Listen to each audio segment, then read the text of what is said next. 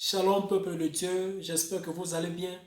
Je reviens encore pour faire la cinquième partie de ce long thème qui est la correction de certaines erreurs. Alors les les corrections qui restent ne sont pas longues, alors je vais me forcer à les faire plus rapidement. Alors j'enchaîne avec j'enchaîne avec la cinquième partie aujourd'hui et nous n'avons qu'une seule lecture à faire. Alors j'aimerais que nous puissions prier avant pour entamer cette cinquième partie. Père de grâce éternelle, Dieu créateur du ciel et de la terre, je te rends grâce pour ce jour. Merci pour ta fidélité, merci pour ton amour, merci pour cette opportunité que tu nous accordes encore pour faire cette cinquième leçon, Père de grâce. Que ta grâce nous soit accordée, mon Dieu mourant. Ouvre notre compréhension, Père de grâce. Illumine, Père de grâce, notre pensée, mon Dieu mourant, au nom puissant de Jésus-Christ. Loin de nous toute distraction, Père de grâce. Loin de nous toute confusion, Père de grâce. Et loin de cette œuvre, Père de grâce éternelle, Dieu. Toute mauvaise interprétation, mon Dieu, moral du diable, au nom puissant de Jésus-Christ. Que je puisse diminuer, Père de grâce, et que le Saint-Esprit puisse prendre le dessus, Père de grâce, au nom puissant de Jésus-Christ. Passe par moi, Père de grâce, pour atteindre ton peuple éternel, Dieu, au nom puissant de Jésus-Christ. Reçois l'honneur, reçois la gloire, Père de grâce, au nom puissant de Jésus-Christ. J'ai ainsi prié. Amen. Oui, bien aimé, nous passons à la cinquième partie aujourd'hui et nous n'avons qu'une seule lecture à faire. Nous faisons la lecture dans le livre de Genèse 29, Genèse 29 du 25e au 30e verset. Alors l'enseignement d'aujourd'hui sera court, alors je pense que nous sommes vraiment attentifs pour comprendre ce que le Seigneur veut nous faire comprendre. La Bible dit ceci: le lendemain matin, voilà que c'était Rachel. Alors Jacob dit à Laban: qu'est-ce que tu m'as fait? N'est-ce pas pour Rachel que j'ai servi chez toi? Pourquoi m'as-tu trompé? Laban dit: ce n'est point la coutume dans ce lieu de donner la cadence avant l'aîné. Achève la semaine avec celle-ci, et nous te donnerons aussi l'autre pour le service que tu feras encore chez moi pendant 7 nouvelles années. Jacob fit ainsi, et il acheva la semaine avec Léa. Puis Laban lui donna pour femme Rachel, sa fille.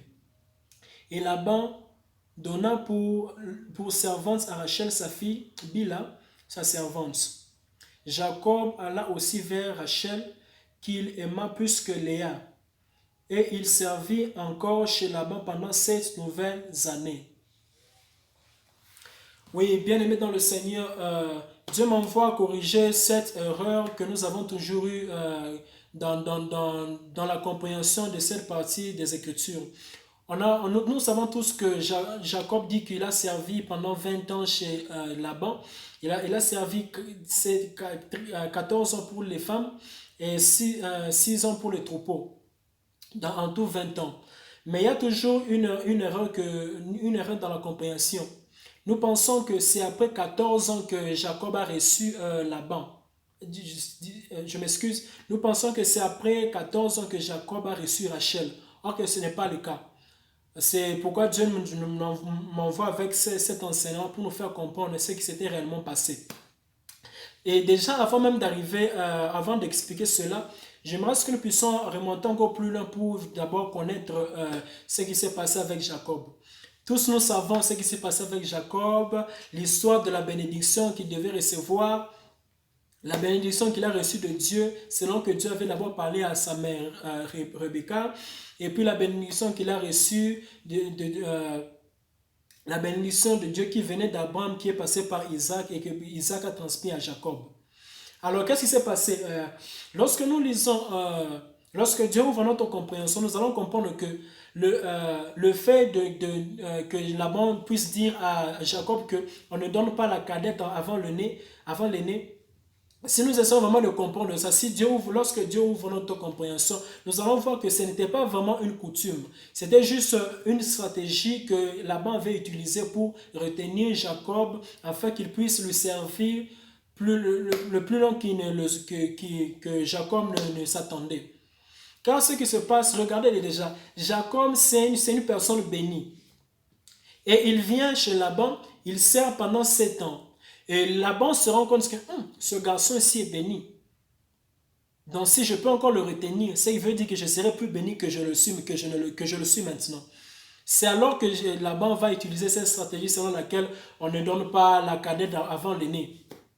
Car lorsque vous voyez, lorsque vous essayez de comprendre, on ne voit nulle part où telle coutume, euh, on nous rend compte de, nulle part on nous rend compte de cette culture ici. Puisque nous savons tous que Jacob avait aimé Rachel et Jacob a servi pendant 7 ans. Donc si vraiment cela était une coutume de la place, on suppose que Jacob allait connaître, allait être informé de cette culture-là, coutume.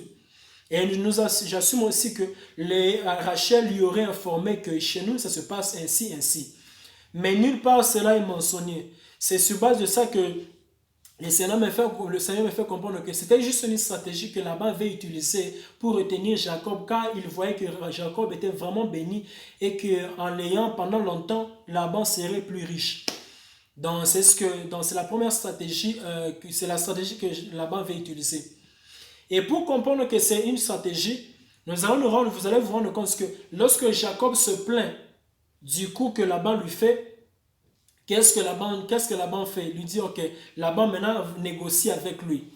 Et en négociant, Laban lui propose quelque chose. Et c'est ce que le Seigneur m'envoie aussi clarifier aujourd'hui. Nous pensons toujours que Jacob a travaillé pendant 14 ans pour recevoir Rachel. Or que ce n'est pas le cas. Le verset 28, le verset 27 à 28 montre cela clairement, explique cela clairement, comment est-ce que ces 14 ans se sont déroulés. Le verset 27 dit ceci: achève la semaine avec celle-ci, et nous te donnerons aussi l'autre pour le service que tu feras encore chez moi pendant 7 nouvelles années. Maintenant, regardez 28, ce que le 28 dit. 28 dit: Jacob fit ainsi, il acheva la semaine avec Léa, puis Laban lui donna pour femme Rachel. Donc, bien aimé, Jacob n'avait jamais reçu Rachel après 14 ans. Non. Jacob a servi pendant 7 ans, on lui a donné, et après 7 ans, on lui a donné Léa. Lorsqu'il s'est plaint, c'est alors que Laban lui dira: non, non, achève la semaine avec Léa, et puis nous allons te donner Rachel pour les 7 nouvelles années que tu travailleras chez moi. Donc, bien aimé dans le Seigneur, Jacob n'a jamais reçu Rachel après 14 ans. Jacob a reçu Rachel après 7 ans et 1 semaine. Donc, après 7 ans, il a reçu Léa. Et après 1 semaine étant avec Léa, c'est alors qu'il va recevoir Rachel. Et après, il servira encore 7 autres années. Donc, lorsque Jacob servait les 7 autres années, il avait déjà pour femme et Rachel et Léa, avec leurs 2 servantes. Donc, bien aimé dans le Seigneur, à partir d'aujourd'hui, le Seigneur veut que nous puissions sortir de nos têtes cette compréhension selon laquelle Jacob a reçu Rachel après 14 ans. Non. Jacob a travaillé pour ses femmes au total pendant 14 ans. Mais après 7 ans, il a reçu Léa. Et après une semaine passée avec Léa, c'est alors qu'on lui a donné maintenant Rachel. Donc en d'autres termes, si la dose était les 7 ans, ce qui veut dire que Jacob a donné la dose de Rachel après avoir été avec Rachel. Donc il a travaillé pendant 7 ans, on lui a donné Léa. Et après avoir été avec Léa pendant 1 semaine, c'est après 1 semaine qu'on lui donne Rachel. Et après cela, il a encore travaillé pendant 7 ans. Donc, bien aimé dans le Seigneur, des fois, je vois les gens, la plupart des gens qu'on appelle motivational speakers, ils viennent encourager les gens. Oui, Jacob a attendu pendant 14 ans avant de recevoir Rachel. Ok, c'est bien, ils encouragent les gens, ils fortifient les gens. Mais cette compréhension n'est pas la bonne. Jacob a reçu Rachel après 7 ans et 1 semaine. Donc, bien aimé dans le Seigneur, c'est la compréhension que le Seigneur voulait que nous puissions corriger aujourd'hui. Que Dieu vous bénisse. Soyez bénis abondamment. Que Dieu continue à vous protéger, à vous faire du bien. Au nom puissant de Jésus-Christ. Je veux prier pour clôturer ce temps.